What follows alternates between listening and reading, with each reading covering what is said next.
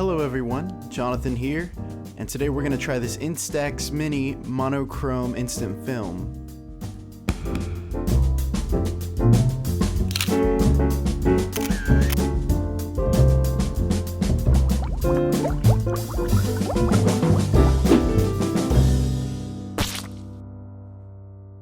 So I mainly bought this for kicks. I just wanted to see what it was all about. You know, the package comes with 10 sheets, which really is not a lot. You can get it retail price for around $11.99, but I got it on Amazon for $8.99. So I suggest you look around and search for some deals before you purchase. Now I know it says Fujifilm on it, and I have a Polaroid. But the thing is, you can load these cartridges into the Polaroid. They're interchangeable, really.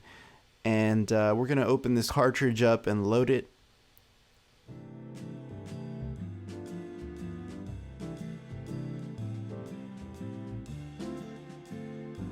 As you can see, the cartridge would be the same as a Polaroid cartridge.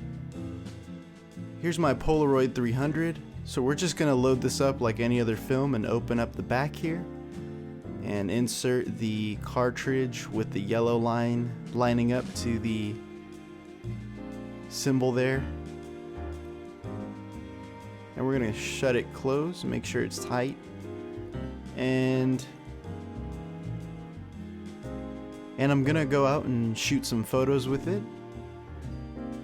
Now I'm curious to see the contrast on some of these, and just kind of excited to see what the monochrome film is all about.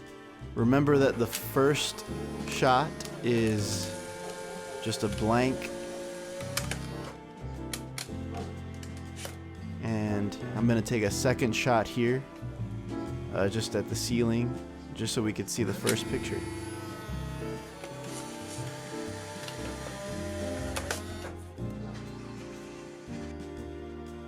It's taking a while, guys, so you just gotta be patient. And it's starting to show a little bit. It's still not exposed completely, but it'll get there. In the meantime, I'm going to go and shoot some photos, and I'll come back and show you what I got. Well, I'm back with photos.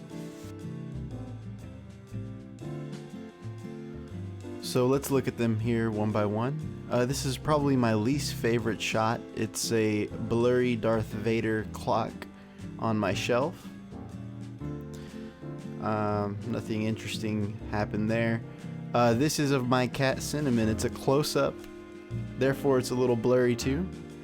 I like the softness of the shot. Here's a good one of a parking lot with a tree. Just found some good symmetry.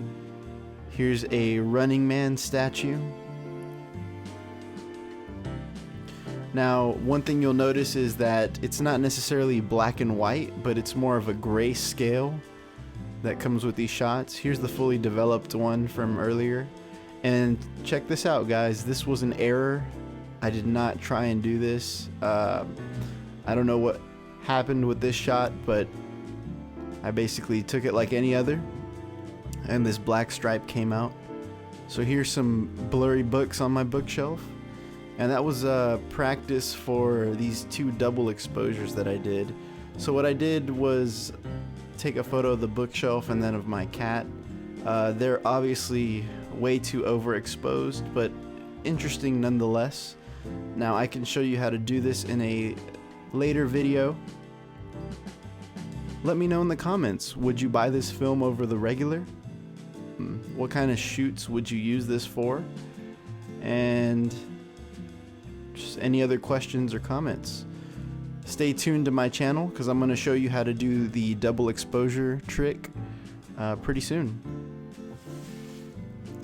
Thanks for watching.